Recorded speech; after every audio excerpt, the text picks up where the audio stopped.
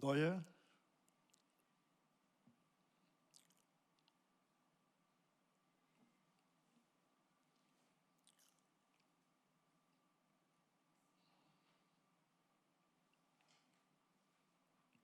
PPT를 틀어줘.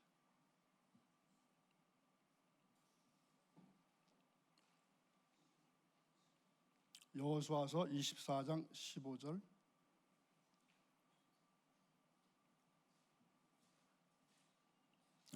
함께 있습니다. 너의 섬길 자를 오늘날 택하라. 오직 나와 내 집은 여호와를 섬기노라. 아멘. 10여성계에 나오셔서 찬양해 주시겠습니다.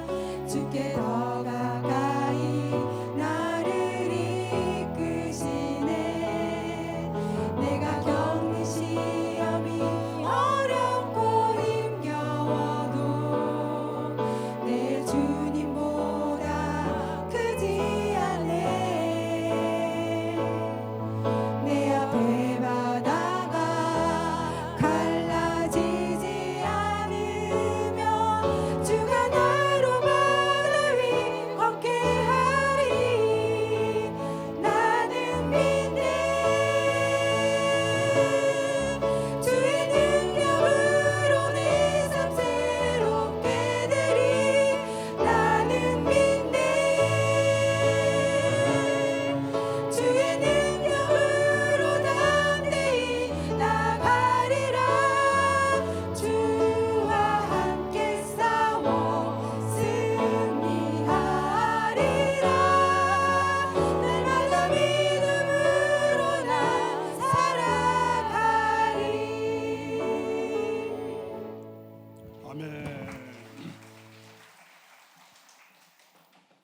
아름다운 찬양 감사합니다.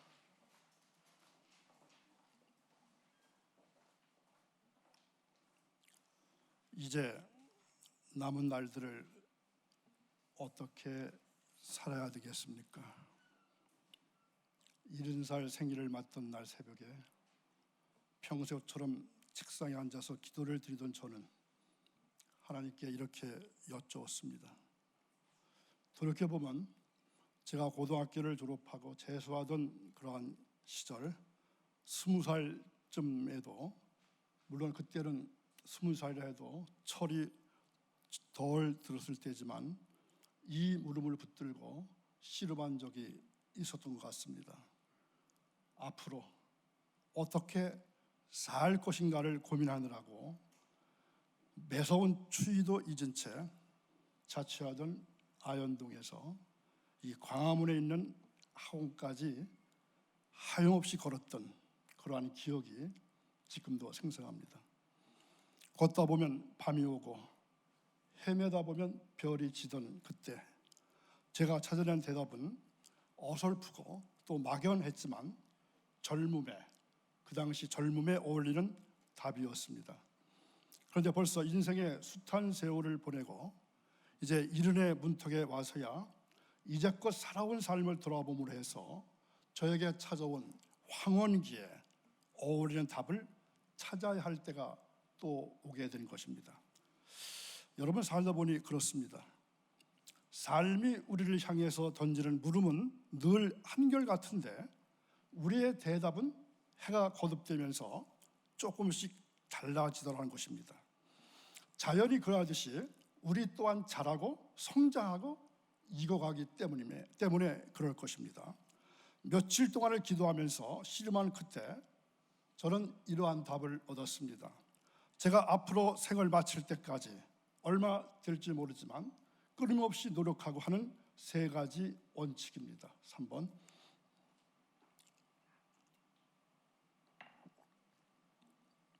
첫째는 하나님의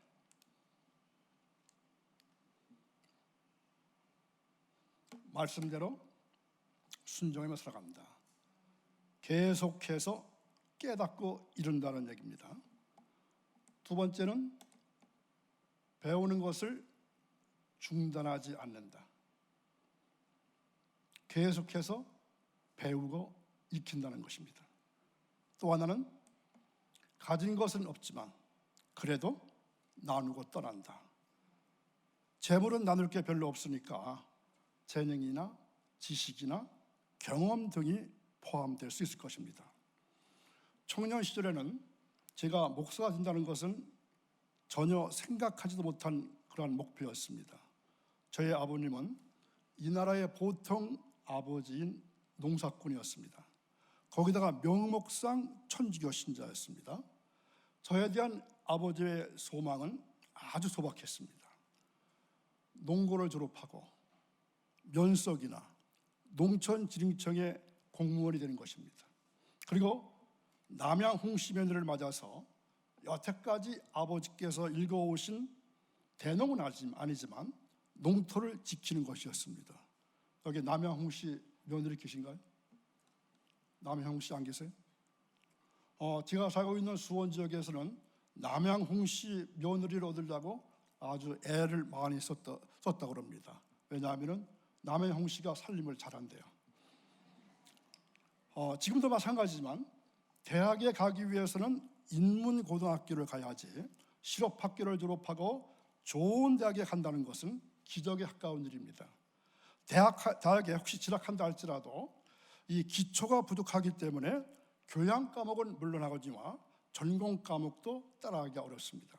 그런데 저희 아버님은 농고를 다니던 저에게, 그것도 농학과입니다, 3학년 2학기 때 대학 시험을 보라는 겁니다. 대단한 아버지시죠. 천재도 아닌 제가 그것도 3년 동안이나 뭘 배웠습니까? 채소 키우는 법, 농기구 다루는 법, 꽃이나 과수를 키우는 거, 또 어떻게 하면 맛있는 쌀을 만들 수 있을까, 비닐하우스 운영, 이런 것들만 배우다가 갑자기 대학 시험 공부를 하라고 하니까 이건 그야말로 날벼락입니다. 그래도 대학을 보내주신다니까 준비할 수밖에 없었습니다. 그때는 예비고사를 치르고 각 대학에 진학해서 입학 시험을 치르던 때입니다. 그리고 전기와 후기로 나누어서 학생 모집을 할 때입니다. 첫 해에는 실패할 수밖에 없었습니다. 이것은 아마 당연한 결과였을 것입니다. 그래서 재수를 하게 됩니다. 아무리 중능을 할지라도 농촌 삶이 그렇게 넉넉한 편은 아니니까 처음에는 자취 생활을 하게 했고, 그 다음에 1학년 중학생을 맡기로 하고 입주과에 선생을 하면서 재수를 하게 됩니다. 아마 연세에 있으신 분들은 그 당시에 이 과외 선생을 많이 했을 것입니다. 여러분 아시는 대로 이 생애 주기별로 그때 맞는 지식의 습득이 매우 중요한데, 저는 그 기초를 고등학교 때 제대로 하지 못했다 할 수 있습니다. 그 대학 때나 이 신학교 때 이 기초 문제는 이 공부하는 데 있어서, 학문을 하는 데 있어서 큰 지장을 가져오게 됩니다. 더군다나 저는 신학교 입학이 보통 사람들보다 10년이나 늦었기 때문에 제 또래들은 나름대로 자리를 잡고 아주 폼내면서 목사 일을 하고 있더라고요. 무려 10년 차니까 그럴 수밖에 없었습니다.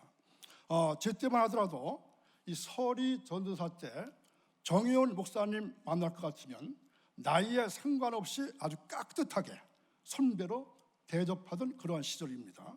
지방에서 무슨 행사가 나면 가장 굳은 일을 도맡아 하게 되고, 또 가장 연급이 낮으니까 정혜원 목사님들의 가방까지 들고 다닐 정도였습니다. 요즘은 어떤가요? 진정한 선배도 없습니다. 후배도 없는 시대가 되고 말았지만 30년, 40년 전에는 깍듯이 선배로 모시고 또 후배를 돌보던 그러한 시대가 분명 있었습니다. 그러나 이제 목회 35년을 넘어가면서 인생이라고 하는 수업 앞에서는 한낱 어린 학생에 불과합니다. 그래서 공부하는 곳에 열심히 쫓아다닙니다. 맨 앞줄에 앉아서 수업을 경청하는 학생의 마음으로 죽는 날까지 열심히 배우고 노력하려고 합니다. 또 거기서 멈추지 않고 작은 것이라도 깨닫고 실천에 옮길 것입니다. 깨달았다고 해서 그것이 내 것이라고 주장할 수 없기 때문입니다. 저의 인생 70인생 수업에서 세월이 저에게 가르쳐준 것들은 가끔 여러분들과 말씀을 나눌 때마다 조금씩 나누고 빈소리로 가벼운 마음으로 왔던 것으로 조용히 돌아갈 것입니다. 그런데 이 목회 현장에서 보면은 행복한 가정도 많이 있지만 반면에 위기에 처해 있는 가정들도 많이 볼 수 있었습니다. 가정 해체, 또 고부간의 갈등으로 힘들게 사시는 분들도 많이 있습니다. 또한 이 시대는 고령화 세입니다.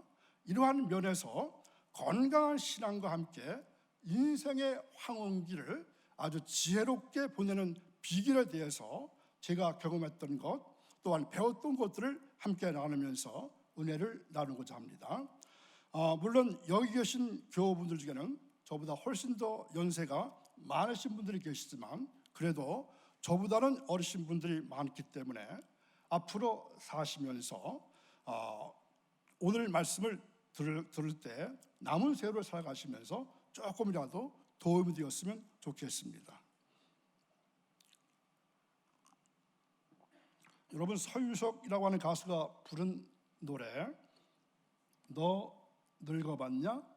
나는 젊어봤단다. 이 노래 아시나요? 4분 안 넘어가는데요. 이게 잘 안 돼요. 너는 늙어봤냐? 나는 젊어봤단다. 70 넘으신 분들 말고요. 여러분 아직까지 늙어보지 않았잖아요. 그래서 이 노래 가사가 요즘 제 마음속에 너무나 닿고 있습니다. 제가 젊었을 때 연세 좀 있으신 목사님을 만나면은 얼굴에 점이나 검버섯이 생기는 것을 볼 수 있었습니다. 그때는 왜 저런 게 얼굴에 생길까? 이런 생각을 하게 되었죠. 그런데 그 모습이 누구의 모습이죠? 바로 저의 모습이었습니다. 또 늙어지면 아마 70까지 가신 분들은 아실 텐데 자신도 모르게 변화되는 것이 있습니다. 하나는 식사할 때 말이죠. 주의한다고 하는데도 꼭 몇 번씩 뭘 떨어뜨려요. 반찬을 집다가 떨어뜨린다든가 국물을 엎지른다든가 그러더라고요. 그러니까 같이 식사할 때 앞으로 떨어뜨리면 그냥 그런가 보다 그러고 넘어가 주시기 바랍니다. 또 하나 제 자신 놀란 것이 있어요. 양치질할 때 꼭 그 양치하고 있는 물이 한쪽으로 조금씩 흘러내려요. 도대체 이해가 안 가더라고요. 이런 모습을 볼 때마다 기분은 별로 좋지 않지만 그게 늙어간다는 표시인 것을 어쩌겠습니까? 그러니까 지금은 젊다고 노인들이 변화하는 모습을 눈여겨보시고 나도 어떨 때가 저럴 때가 오겠지 하면서 준비하시는 게 여러분 신상에 좋으실 것입니다. 한때는 저도 얼굴도 깨끗하고 보기 좋을 때가 있었습니다. 보여드릴까요?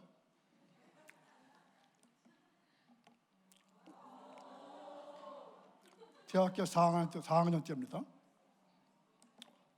요거는요 졸업하던 해입니다. 그러니까 73년입니다. 요거는 아마 한 2005년 그쪽 구물력 같습니다. 그렇죠. 깨끗했다고 있었죠. 자, 오늘 제목이 70이라는 세월의 의미입니다. 이 제목을 붙인 이유를 이해하실 수 있을까요?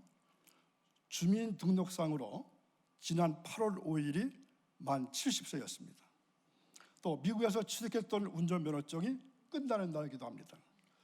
제가 살아왔던 인생을 거울 삼아서 저를 따라오는 신앙 후배들에게 조금은 잔소리해도 될 나이가 아닐까요?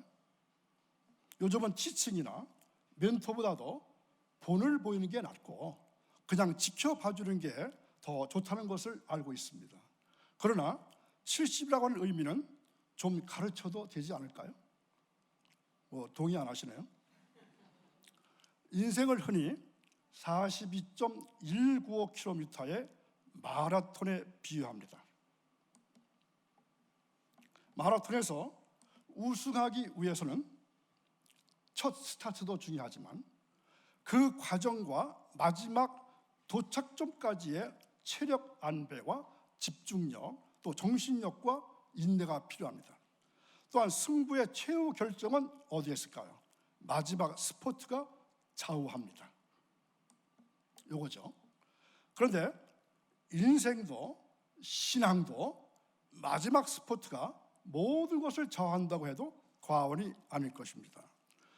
제가 미국에서 알고 지냈던 어떤 장로님은 본처를 버리고 후처와 함께 살면서 전처 소생들과 왕래도 하지 아니하고 아주 이상한 모양으로 가정생활하는 모습을 본 적이 있습니다.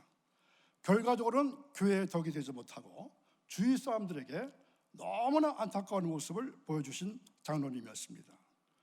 인간은 누구나 영원히 건강하게 살고 싶은 것이 소원일 것입니다. 그러나 인생 만사가 사람의 뜻대로 되는 것은 아닙니다. 그런데 성경에 보면은 나이가 들었어도 강건하게 하나님의 사명을 이루고 또 가정에서도 존경받는 어른으로 사신 경우가 많이 기록되어 있습니다. 일본 최초 최연소 호스피스 전문의 오츠 쉬치라고 하는 사람이 있습니다. 이 사람이 이런 말을 했습니다. 이 세상을 떠나야 할 때 사람들은 반드시 자신이 지금까지 걸어온 길을 되돌아본다. 자신의 역사이자 자신을 대변하는 인생길이 충분히 만족스럽다면 미소를 머금으면서 다음 세상으로 향할 수 있으리라. 인간은 누구나 죽음의 문을 피할 수 없습니다. 누구에게나 죽음이라고 하는 마지막이 있다는 것입니다. 이 호스피스 전문의인 이 의사가 1000명이 넘는 말기 환자들과의 이야기 또한 죽음을 토대로 만들어진 죽을 때 후회하는 25가지 이러한 책을 썼습니다. 인간이 죽음이라고 하는 커다란 마침표에 섰을 때 하게 되는 후회들의 공통점이 무엇인지 살펴보면서 살아있는 동안에 어떻게 살아가야 할지 되물어보는 그러한 글이 될 수도 있습니다. 죽음을 앞둔 이들의 후회는 그들이 가지지 못할 시간을 가진 남아있는 자들에게는 삶의 교훈이 될 수 있습니다. 살아가고 있는 자들에게는 언젠가는 죽음 앞에, 그리고 동일한 질문 앞에 설 날이 있을 것이기 때문입니다. 죽을 때 후회하는 25가지의 목록은 살아있을 때 해야 할 25가지의 목록이자 삶에 있어서 가장 중요한 가치와 의미를 담고 있습니다. 이 내용은 불특정 다수, 즉 1000명이라는 그런 환자들의 상태를 인터뷰한 결과로 쓴 책입니다. 그러니까 이 크리스천들도 이 글을 본다면 많은 면에서 깨달음이 있어야 생각합니다. 그래서 소개하려고 합니다. 혹시 자기 자신에게 다가오는 그러한 관계에 있는 그러한 목록도 있을 것입니다. 그러니까 그런가 보다 하고 넘어가셔야 될 것입니다. 자, 첫 번째는 뭘까요?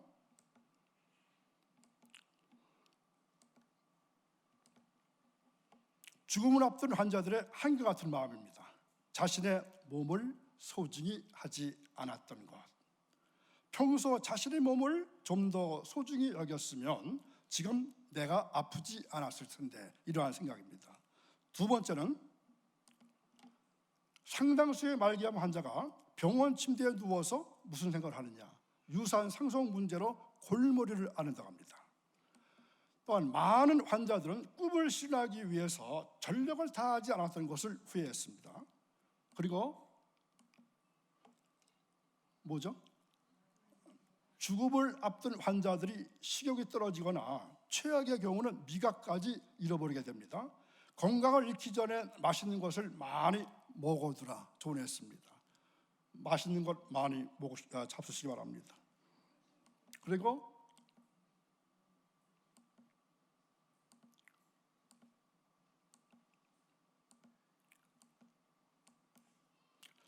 마음에 남는 연애는 죽음을 앞둔 사람에게 큰 버팀목으로 작용한다는 것입니다. 마음에 남는 연애를 하지 않았던 것. 여섯 번째는 뭘까요? 독신인 채 일생을 끝나는 환자들은 반려자를 만나지 못하는 것에 대한 크게 후회에 따릅니다. 결혼하지 않으신 분 생각해 보시기 바랍니다. 그리고 아이를 낳아 기르지 않았던 것. 악행에 손댄 일, 나쁜 일을 저질러서 내가 병에 걸렸구나, 이런 생각하는 사람들이 의외로 많다는 것입니다. 그리고 많은 환자들이 이 감정적인 문제로 수없이 말다툼을 했다는 사실을 후회한다고 합니다. 감정에 좌지우지돼서 일생을 보내버린 것. 그리고 주의 의견을 전혀 듣지 않고 유아독존의 모습으로 살아온 사람들은 자신의 힘으로 어쩔 수 없는 죽음 앞에 놓여 있을 때, 그때 가서야 오만했던 자기를 후회한다는 것입니다. 자신을 죄인이라고 믿고 살아온 것. 그리고 대부분의 환자들이 의식을 잃거나 말할 틈이 없이 눈을 감습니다. 세계 마지막에 의지를 보이지 않았던 것. 그리고 사랑하는 사람에게 고마워요 하고 말하지 않은 것. 우리나라 사람들이 가장 잘 하지 못하는 말, 고맙습니다, 사랑합니다, 그렇죠? 감사합니다, 안녕, 사랑합니다, 이 말 잘 못하죠. 가고 싶은 장소를 여행하지 않았던 것, 고향에 자주 찾아가지 않았던 것, 취미의 시간을 하지 않았던 것, 만나고 싶은 사람을 만나지 않았던 것, 하고 싶은 것을 하지 않았던 것, 사람에게 불친절하게 대했던 것, 아이를 결혼시키지 않았던 것, 죽음을 불행하다고 생각했던 것, 남겨진 시간을 소중히 보내지 않았던 것, 자신이 살아온 증거를 남기지 않았던 것, 그 다음에 종교를 몰랐던 것, 자신의 장례식을 준비하지 않았던 것. 25번째는 좀 특이합니다. 뭐죠? 담배를 끊지 않았던 것. 세상에는 성공의 원리가 있습니다. 성공한 사람들은 공통적으로 자신의 장점을 극대화시킨 사람들입니다.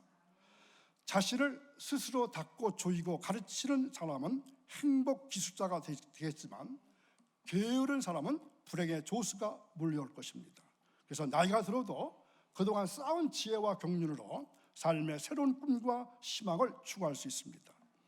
사람은 자기 자신에 대한 자기 인식은 인생에 있어서 중요한 영향을 줍니다. 자신을 어떻게 생각하고 있는가에 따라서 그 사람의 사고나 말과 태도가 변하기 때문입니다. 늙은 그대로 살 것이냐, 아니면 몸은 늙어도 밝게 살 것이냐. 그렇다면 우리가 어떻게 늙어가야 할까요? 어떻게 웰 에이징 해야 될까요? 그 비결입니다. 지금부터 말씀드려가는 것은 제 주관적일 수도 있고 또 제가 경험한 것들도 있고 또 한국 와서 제가 공부하면서 얻은 것들도 있습니다. 첫 번째는 다른 사람들을 용서하십시오. 그동안 살아오면서 관계되었던 사람들이 많이 있으실 것입니다. 그 중에는 나를 아껴주고 보살펴주고 사랑해주는 분들도 있었지만 그렇지 않은 분들도 있었을 것입니다. 자신을 미워하고 사업을 방해하고 인신공격을 하고 사회적으로 불이익을 주었던 사람들, 또 그러한 사건들, 사람들을 한 사람 한 사람 마음속으로 떠올리시면서 주님의 이름으로 용서해 줘야 합니다. 지금은 많이 나아졌지만 특히 한국은 이 고부간의 미움이나 갈등이 많이 있습니다. 그런데 이러한 안 좋은 미해결점에 감정을 남겨두고 가시면 안 됩니다. 가족들에게도 분열과 갈등을 남기게 되고 사람들은 두고두고 고의를 탓하게 된다는 사실을 아셔야 합니다. 누구의 잘못인가를 먼저 따지지 말고 자신을 위해서 먼저 손을 내밀고 용서를 구하고 상대를 용서해 준다면 주님 안에서 아름다운 화해가 이루어지게 될 것입니다. 관계되어 있는 말씀 두 말씀을 살펴보겠습니다. 함께 읽습니다. 서로 친절하게 하며 하나님이 그리스도 안에서 용서하신 같이 하라. 또 마태 6장 15절 너희가 사람의 잘못을 용서하지 아니하면 너희 아버지께서도 너의 잘못을 용서하지 아니하시리라. 아멘. 더 나아가서 주위에 있는 사람들에게 사랑을 베푸십시오. 사랑은 의지이고 결단이고 행동하는 것입니다. 그리고 두 번째는 자신의 용서를 구하십시오. 자기 자신의 하나님과의 잘못된 관계나 과거에 지은 죄나 허물을 회개하십시오. 그리고 사람들과의 대인관계에서 의도적이었던지 아니면 과실이나 실수였던지 그러한 사실을 하나님께 용서를 구해야 합니다. 그리고 완전하게 화해하십시오. 가장 좋은 방법은 그 사람에게 직접 용서를 구하는 일입니다. 부모, 형제, 자매, 가까운 사람들일수록 더 그렇습니다. 아니면 며느리나 친척들 혹은 옛날 친구들, 사업장의 동료일 수도 있습니다.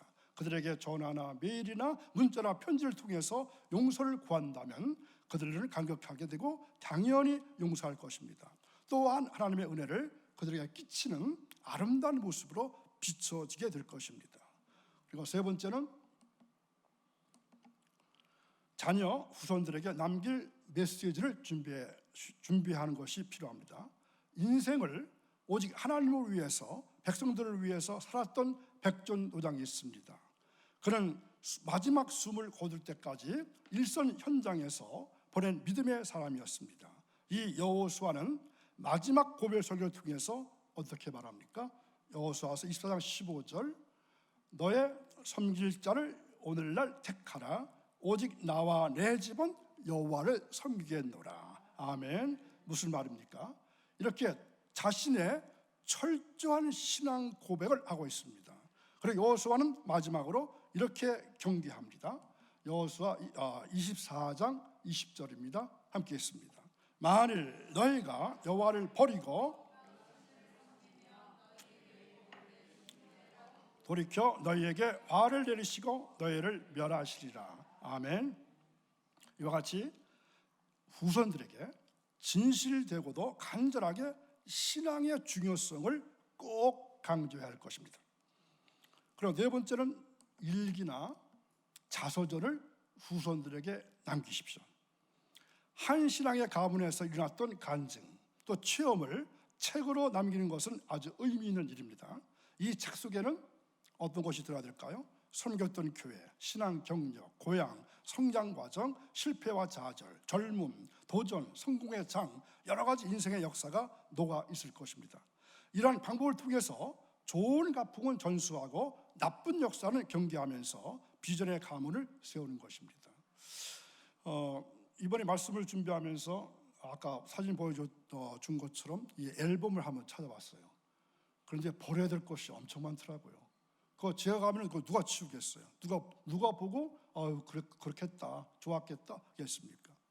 치울 게 또 하나는 어떤 게 치워야 되냐면 각종 상패 있죠. 뭐 감사패니 무슨 패가 있더라고. 그거 누가 치워야 될까요? 그 다음에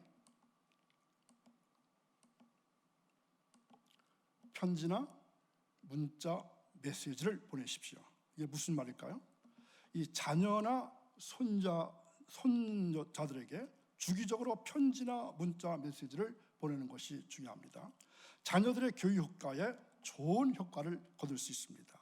성경 귀절이나 인생의 교훈이 되는 글들을 모아서 전해주면 그들이 기뻐할 것입니다.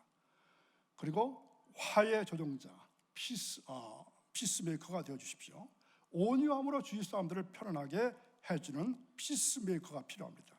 이 성경에 등장하는 많은 인물들은 영광도 있었지만 인생의 아픔들을 많이 겪은 믿음의 사람들도 함께 가지고 있습니다. 야곱은 바로 왕 앞에서 이렇게 고백합니다. 험악한 세월을 보내었다. 적극적으로 서원을 실천하십시오. 마지막 남은 인생을 훌륭하고 성공적으로 살기 위해서는 적극적으로 서원을 실천하는 것이 중요합니다. 교회에 열심히 출석하고 기도하고 성경 말씀을 보는 것은 아주 중요합니다. 반드시 시간을 내서 자기 관리나 운동을 통한 육체의 건강도 중요합니다. 가장 소중한 것은 주님 앞에 서는 날 어떤 칭찬, 착하고 충성된 종이라고 칭찬받는 인생을 사는 것입니다. 그리고 주위 사람들에게 살아계신 하나님의 사랑과 은혜를 나누는 것입니다.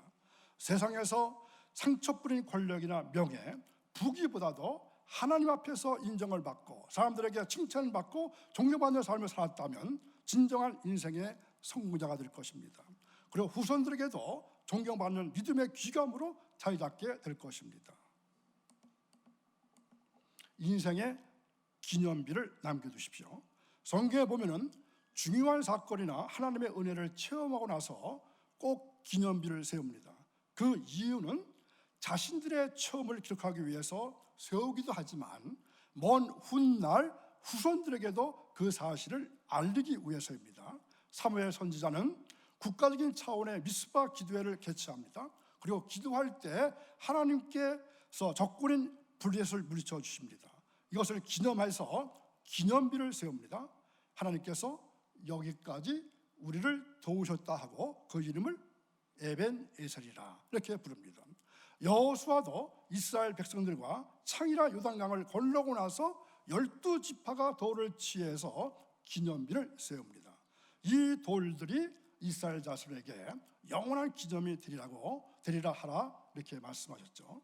하나님의 은혜로 범람하던 요단강을 건너가는 것을 기념하는 것입니다. 이렇게 하나님의 특별한 은총과 은혜에도 감사해서 기념비를 세울 수도 있지만 여러분들이 돌아가셨을 때 후손들이 기념할 수 있는 기념비를 세우는 것은 참으로 귀한 선택과 결단이 될 것입니다. 기념비란 꼭 돌을 가리키는 것은 아닙니다. 교회를 위해서, 지역사회를 위해서, 후손들을 위해서 여러분이 한평생 쌓아온 명예나 재물을 통해서 하나님의 이름으로 기념비를 세우는 것입니다. 참으로 하나님도 기뻐하시고 자손들도 좋아하고 의미 있는 일이 될 것입니다. 지금부터 이런 생각을 갖지 못하셨다면 이제 기도하시면서 찾아보시면 반드시 하나님께서 원하시는 준비된 일이 기다리고 있을 것입니다. 그리고 9번째는 인생의 지혜를 전해주십시오. 이 조언과 충고를 할 때는 지혜로움이 필요합니다. 시기와 때를 잘 분별해서 해야 하는 것입니다. 그리고 지혜로운 방법도 필요합니다. 직접 대면해서 말로 하는 것도 효과적이지만 편지나 기획안이나 전자메일이나 메모 등을 통해서 아끼는 사람에게 조언을 해준다면 훨씬 더 효과적일 것입니다. 해당된 일과 관련된 좋은 책을 선정해서 선물하는 것도 좋습니다. 또는 주위에 그 방면에 성공한 지인들을 소개해 주는 것도 아주 좋은 방법일 것입니다. 교육의 중요한 한 가지 원리는 가르치지 않는 듯이 가르치라, 이런 말이 있습니다. 이 말을 참고하신다면 유익한 결과를 가져올 것입니다. 욥기 12장 12절에 보면 이런 말씀이 있습니다. 늙은 자에게는 지혜가 있고 장수하는 자에게는 명철이 있느니라. 아멘. 자, 이 모습은 어떨까요? 조금 장수하신 분 모습 같죠? 우리의 인생은 기쁠 때도 있지만 슬프고 힘든 때도 있었습니다. 이러한 세월을 살다 보면 자신도 모르게 뭐가 생기냐면 아집이나 고집이 생길 수가 있습니다. 이러한 고집이나 아집은 하나님께 기도하고 성경 말씀으로 변화되고 성령의 능력과 은혜로 녹아져야 합니다. 이렇게 녹아져야 하나님의 사랑과 사람들로부터 사랑을 기대할 수가 있습니다. 이것을 성경에서는 쓴 뿌리라 이렇게 표현합니다. 12장 15절입니다.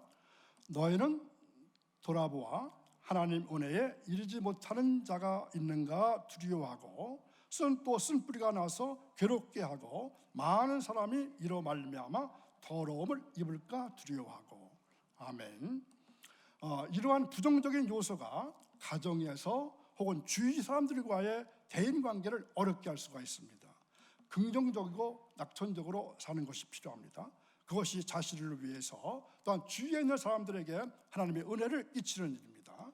지난 세월에 겪었던 무수한 일들, 또 누구에게나 하소연할 수 없었던 일들을 마음속으로만 고통스러워해서는 안 될 것입니다. 따라서 성령님께 의지하십시오. 지난 세월의 모든 고통스러웠던 기억이나 상처들을 치유해 주시라고 성령님께 기도하셔야 합니다. 그러면 놀라운 은혜와 내적 치유의 역사가 일어나게 될 것입니다. 바로 성령의 열매가 사랑, 실학, 화평, 오래 참음, 자비, 양선, 충성, 온유, 절제가 성령의 열매이기 때문에 그렇습니다. 이제 마지막 10번째인데요. 자, 지금 여태까지 그냥 눈 감고 들으셨던 분들은, 특히 젊으신 분들은 이 말에 경청해 보시기 바랍니다. 자, 뭡니까? 제2, 제3의 지엽이 필요합니다. 이건 제가 요즘 연구하는 분야 중에 한 분야입니다. 젊으신 교우들에게 참으로 필요한 얘기입니다. 시간이 없어서 충분한 말씀을 못 드리고 오늘은 아웃라인만 말씀드릴 것입니다. 나중에 필요하다면 다시 말씀 기회를 주신다면 좋을 것 같습니다. 자, 영국의 런던 비즈니스스쿨 린다 그레티라고 하는 교수가 있는데, 이 사람이 일의 미래, 이러한 책으로 썼는데 앞으로의 변화를 이렇게 말합니다. 기술의 급속한 발전으로 중간 관리자가 사라질 것이다. 지금 한국에도 이러한 모습이 보여질 거예요. 그러니까 현재 또는 과거에 존재했던 대리, 과장, 부장, 이러한 호칭이 없어지게 되는 것입니다. 그래서 앞으로 각광받을 직업의 특성이 어떤 것이 있을까요? 가치를 창조하고 희소가치가 있고 모방이 어려운 일, 그리고 18세기의 장인형 인간, 뭘 말하죠? 전문가. 그리고 시대의 흐름에 따라서 지속적으로 다른 가치가 있는 것으로 변화하고 변실해야 한다는 것입니다. 그래서 일의 열정이자 곧 취미일 때 일에서 가장 많은 보상을 받게 된다는 것입니다. 그러니까 일하는 거와 취미 생활을 연결시킨다면 그만큼 효과가 있을 수 있다는 얘기입니다. 그리고 의사는 병원에 출근하지 않습니다. 인터넷을 통해서 로봇 수술하고 컴퓨터 전문가는 프리랜서로 일하게 될 것입니다. 그리고 2025년 정도가 될 것 같으면 일상 업무에서 직접 얼굴을 맞이하는 관계는 대부분 사라질 가능성이 클 것입니다. 그래서 이 평안한 동료 의식에서 얻는 기쁨도, 인간 관계 속에 담긴 모든 업무의 훈육도 기회도 사라질 것입니다. 요즘 우리나라에서 이 직장 내 괴롭힘 문제가 대두되고 있죠. 권하는 직업군은 여자나 노인이나 그리고 융합과 관련된 직업, 이해가 되실까요? 제가 한국에 와서 크게 느낀 점, 당황했던 점이 바로 이 여자에 관한 문제입니다. 어떤 문제냐면요, 다른 것은 그래도 이해가 되는데 육군 사관학교 졸업생이 여학생이라면 그게 이해되는 겁니까? 육사뿐만 아니고 공사도 마찬가지고 회사도 마찬가지더라고요. 경찰대학의 수석도 여자입니다. 또 검찰도 여자가 얼마나 많게요. 또 더 이해가 안 되는 건 여자 ROTC 대학이 생겼죠. 그해 체력 측정을 했는데 그 학교가 1등을 했어요. 모든 남자 ROTC 다 포함해서.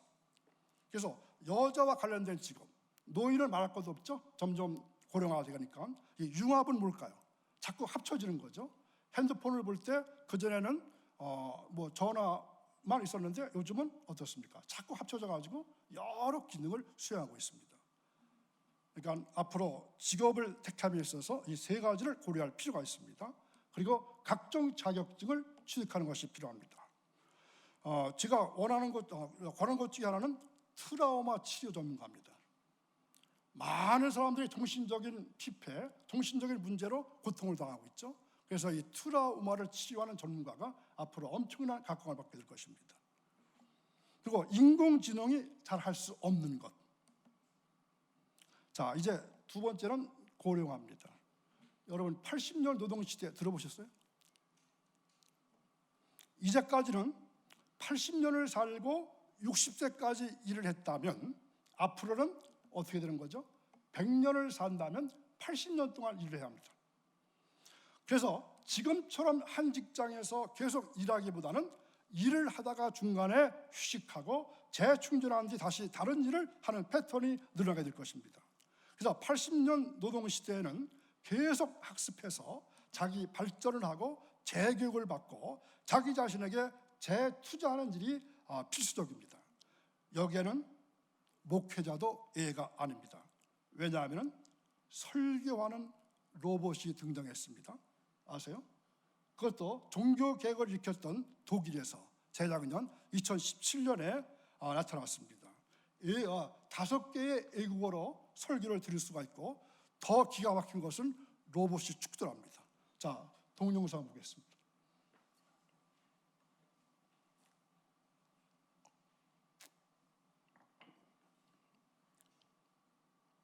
Herzlich willkommen.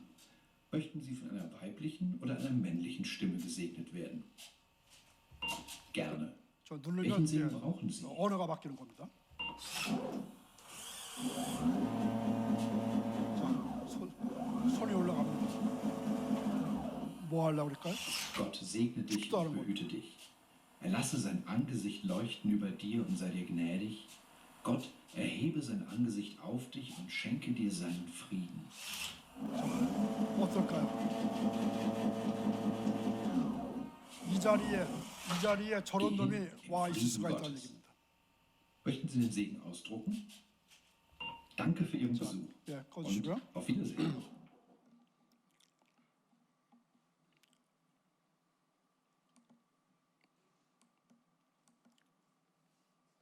이제 하나 일을 하면서 다시 제2의 직업을 준비하고 제2의 직업에 종사하면서 다시 제3의 직업을 계획하는 사람이 노후에도 행복할 것입니다. 미국에서 저 같은 지방에 속했던 동갑내기 목사님이 계셨습니다. 이 목사님은 40세 때 목사의 신분으로 미국에 유학 가서 의학 공부를 하셨어요. 그래서 의사가 됐습니다. 그래서 의사하면서 목회도 하고 또 더군다나 사모님은 한의를 배워가지고요. 그 내과 의사하고 한의사하고 같이 하고 있는 거예요. 거기 갈 때마다 얼마나 부러운지요. 40살에 갔으면 나도 저렇게 공부할 수 있었을까? 그 생각이 들더라고요. 자, 이 목사님은 40에 갔지만은 어떤 의미에서는 기술로 치면 한 분야의 기술을 오랫동안 습득한 장인, 전문가를 할 수 있습니다. 그런데 그렇게 갈고 닦은 자신의 기술을 다른 새로운 분야에서 다시 새롭게 사용하기 위한 변신을 했고, 목회도 겸해서 하는 모습이 너무나 보기 좋았고 부러웠습니다. 이제 은퇴해도 이제 목회는 하지 않는다 하더라도 의사는 계속할 수 있지 않습니까? 이런 식의 전환 과정이 앞으로는 반드시 필요하게 됩니다. 왜 이런 말씀 드린가 하면은 제가 은퇴 후의 준비를 너무 늦게 알고 시작했어요. 그러니까 은퇴한 다음에 이 삶이 진로가 너무나 막막한 겁니다. 여태까지 일했으니까 쉬면서 여행이나 하고 놀고 싶겠죠. 그러나 실제로 놀다 보면은 얼마큼 놀아야 놀았다고 할까요? 한 달이면 될까요? 일주일이면 될까요? 그냥 팽판히 놀아보십시오. 일주일도 견디기 힘들 겁니다. 70에 은퇴하고 90 정도에 죽는 것을 생각한다면 어떻게 20년 동안을 빈둥거리면서 살아갈 수 있을까요? 정말로 어렵더라고요.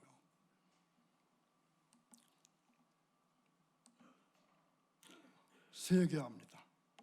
여러분의 취업 경쟁자는 앞으로 전 세계 사람들입니다. 특별한 기술이 없는 사람은 대개 단순한 일을 할 수밖에 없습니다. 앞으로는 이 높은 기술 수준과 전문적인 지식을 요구하는 직업도 노동력의 풀이 한 나라 단위에서 전 세계로 넓어지는 현상이 두드러지게 나타날 것입니다. 그리고 네 번째 생각할 것은 일과 삶의 균형입니다. 아마 이것은 세월이 가도 영원한 숙제가 될 것 같습니다. 일과 삶의 균형은 앞으로 계속 숙제가 될 것입니다. 인간의 가장 높은 단계의 욕구는 자아실현의 욕구입니다. 사람들은 여전히 낮은 단계의 욕구, 즉 돈과 지위, 소비에 지배될 것입니다. 그러나 앞으로는 이 같은 천편일률적인 삶의 공식이 깨지고 좀 더 다양한 삶의 방식이 선택되고 인정받을 것입니다. 앞으로는 돈과 소비만이 아닌 그 이상의 것을 주된 목적으로 삼는 사람들이 늘어날 것으로 보입니다. 인본주의 창시자요 심리학의 주요 인물이었던 메슬로라는 사람이 인간 욕구의 5단계에 대해서 이렇게 표로 간단히 볼 수가 있습니다. 잘 안 보이네요. 밑에부터 심리적 욕구, 그 다음에 안전의 욕구, 소속, 그 다음에 존중, 맨 위가 자아실현의 욕구잖아요. 저 자아실현의 욕구까지 가면은 끝날 것 같죠? 끝나지 않습니다. 그래서 일반적인 틀에 자신을 가두는 대신에 한 개인으로서 자신을 중시하고 자신만의 생활 방식을 추구하고 자신의 사람을 정의하는 자기 정의를 위해서 노력해야 합니다. 여러분, 왜 많은 사람들이 명품을 찾을까요? 한국 사람이 왜 명품을 찾아요? 그거는 브랜드 때문일 겁니다. 따라서 상품만 브랜드가 필요한 것이 아니라 노동자도 명품이 필요합니다. 즉 자기만의 브랜드가 필요한 것입니다. 예를 들면 이만수 브랜드, 그렇죠? 유해진 브랜드가 있어야 합니다. 그래야 노동에 대한 값을 올릴 수가 있습니다. 명품마다 생각나는 장소나 사람, 브랜드가 있습니다. 자, 예를 들어 볼까요? 족발하면 어디입니까? 장충동. 소머리국밥 하면 곤지암. 비빔밥 하면 전주. 생명나무교회 하면 그게 나와야 된다는 거죠. 그래서 이 상품마다 브랜드가 있듯이 개인에게도 고유한 퍼스널 브랜드가 꼭 필요한 것입니다. 그래서 직장에서 걸어다니는 백과사전, 뭐 해결사, 뭐 인간 컴퓨터 이런 별명을 들어보신 적이 있을 것입니다. 그래서 생명나무교회 아무개 하면은 뭐가 떠올라야 된다는 거죠. 그래서 한 번 각인된 브랜드 이미지는 쉽게 바뀌지 않습니다. 그 중에서도 가장 잊혀지지 않는 타이틀은 뭘까요? 최초입니다. 또는 원조입니다. 지금은 유사한 경쟁자가, 능력을 지닌 경쟁자가 많습니다. 웬만한 능력으로는 눈에 띄기 어렵습니다. 이럴 때 최초라고 하는 이름에 한번 도전해 본 것이 좋습니다. 최초라는 이름은 영원할 수 있기 때문입니다. 최고의 자리는 시간이 지나면서 바뀔 수 있지만 아무리 새로운 것이 나온다 할지라도 최초의 이름은 대신할 수 없습니다. 그래서 명품 브랜드는 대부분 그 분야에 뭘까요? 최초 상품입니다. 기획 분야에서 오랫동안 근무한 사람은 팀장이라는 직함보다는 어느 분야의 전문가, 이러한 브랜드를 더 선호합니다. 그래서 이 현재에 안주하는 사람은 주전자 안의 깨구리와 같습니다. 이거는 많은 학자들이 자기들 이 주장을 많이 한 것 중에 하나죠. 어떤 거죠? 처음에 깨구리가 끓는 물 안에 들어가면 깜짝 놀라서 뛰쳐나오지만 만약 점점 따뜻해져 끓게 되는 차가운 물에 들어가게 되면 위험한 줄 모르다가 죽게 된다는 것입니다. 이 이야기는 서서히 일어나는 중요한 변화에 반응하지 아니하고 무능하고 무관심한 사람들을 은유할 때 사용됩니다. 참으로 변화무쌍한 요즘입니다. 그런데 이러한 모든 것들을 다 좋게 선택했다 할지라도 두 가지를 빼먹어서는 안 됩니다. 하나님의 영광을 위한 직업, 또 하나는 주의를 꼭 지킬 수 있는 직업, 이것을 선택해야 합니다. 부디 주님 안에서 지혜로운 자가 되어서 100세 시대에도 능히 성공의 신화를 써내려가는 여러분 모두가 되기를 주님의 이름으로 축원합니다. 기도하겠습니다. 거룩하신 하나님 아버지, 우리의 남은 날을 어떻게 살아야 할까에 대한 말씀을 들었습니다. 남은 날 동안 살아갈 때에 영혼은 이미 잘되게 하셨사오니 더욱더 잘되게 하시고, 만나는 모든 범사가 형통하게 하시고, 무엇보다 영육간의 강건함 허락해 주시어서 하나님께 영광만 돌려드리게 하옵소서. 또한 하나님의 최고의 사랑으로, 최대의 은총으로, 최선의 뜻으로 저희들을 가장 좋은 곳으로 인도하실 것을 믿기에 감사를 드립니다. 감사하며 예수님의 이름으로 기도하옵나이다.